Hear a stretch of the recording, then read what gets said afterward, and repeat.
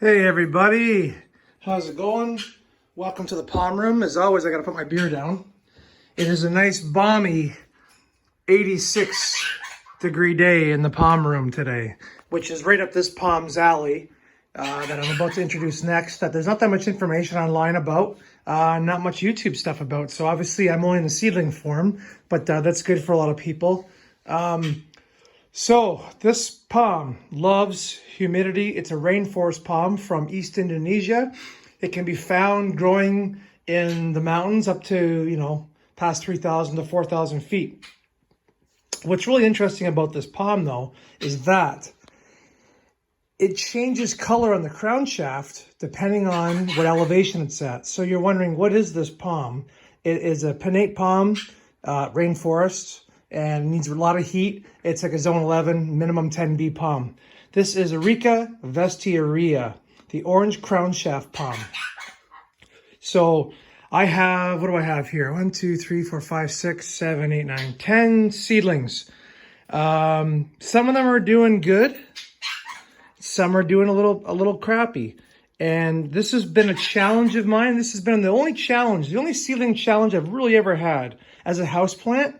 And so, I've been wondering and trying to, figure it out. I try different things, but it's funny. You get this pot here, and this one's looking like crap, but it's growing a nice new spear. This one right beside it looks absolutely beautiful. So that tells me, I don't know what the heck to do. So I just grow a whole bunch and see what I can get. So what's been interesting about these guys too is these ones actually came from rare palm seeds. A couple of years ago, actually a year ago, I ordered some from Seedman. And during the summertime is when they become available, or late summer. It was so hot in the mail that they germinated in the bag. 90% of them germinated in the bag. The seeds are really unique. They actually pop out on the end, on the point. And that's where the actual first spear or the part of the palm will come from. So that'll actually kind of start first. The roots will kind of come second, depending on your luck. So these guys I got pre-germinated actually from rare palm seeds, just the deal they had. So I paid a little bit extra money for them, but I really wanted to try and see what I could get out of them. So they're a beautiful palm. They need moist soil, very good drainage. They need to always stay moist. If you let them dry out, they'll die. They're a rainforest palm. So they do need high humidity. Now, they're not getting that in my room. I may do something different with them soon. I did this a year ago. I may actually put them in their own tray and put a dome over top. I've got some clear plastic domes and keep the inside. And I might even actually put a heat mat in there as well. So they're going to have their own miniature microclimate. So I'll have a heat mat set at like 95 degrees or something, or 93 degrees Fahrenheit, for all you Americans out there, and give them their own light in the dome. And basically it will be like a rainforest. It'll just be hot and humid in there. But you know what? I did that last year and I had some still do things like this and like that. So the only difference from last year to this year is that I switched to coco coir and perlite as opposed to peat moss and perlite. So I'm hoping I have better luck. When these seeds come available again, I am going to buy more because you know what? I have 10. At the end of the day, when I buy all this volume of seeds here, as you can see, I have an indoor jungle of, these are all my seedlings. I only, at the end of the day, want one palm of each species to collect. But, you may lose some. You have instances like this where they get sick. And next thing you know, you get none. Like my Carpoxylon macrospermum here. He's the only guy I got. So I just ordered new seeds for him too. So that should be exciting. But anyway, so something else that's really neat about Areca vesteria, the orange crown shaft palm, is lower elevations, I believe. Don't quote me. Hard to get information. Lower elevations, they have an orange crown shaft.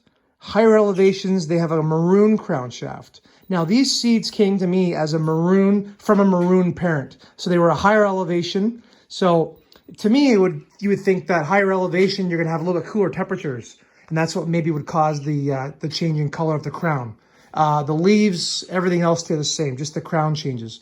And the other really neat thing about this palm, one of the couple palms out there that do this, is they actually stilt root. So you'll actually see them off the ground with the roots hanging out like this and the palm, the trunk starting up away from the soil. So they're really unique and they're really beautiful when they do that. Now these guys are a long, long ways away.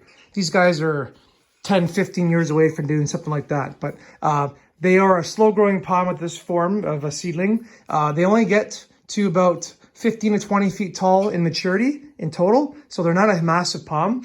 So even though they're not a good house plant because they like humidity and rainforest conditions, they are a good house plant because they last a long time and don't get massive in a short period of time. Like some other palms we have here, like Washingtonia robusta here, this is like 7 months old and it's huge. So, excuse me guys, I apologize. So I'll give you an update on how these guys are doing. They're probably gonna be in their own, usually in the summer, I'll take a lot of these palms outside. This year, what I've decided to do is all the big palms are going outside. This table has all 1 gallon palms. They're going outside. This table is gonna stay inside, and I'm just gonna shut the air conditioner vent off, keep the dehumidifier running, climate control the room, keep it nice and hot, and leave these guys inside. Why? Because I have issues with squirrels, issues with high winds out here in the country here. We have lots of high winds. And these palms, even though I put a fan on them, it doesn't get them hardy enough, like stiff, you know. They're not used to nature yet, so they're not ready for it. So these guys will be inside. So the Areca vesterias, I'm going to put them in their own dome, their own climate controlled dome with heat, humidity, and hopefully I can actually get 1 out of these 10 to survive and do well. That would be fantastic. So aside from this COVID-19 coronavirus, I thought I'd do this video today just as something different. And coming up in the next video in this coronavirus era, maybe we will do these guys here, which is Certostachys renda, the red lipstick palm. Okay, guys, 7 minutes is up. I got to go back to my beer. Enjoy and stay indoors and get rid of this coronavirus. Take care. Bye.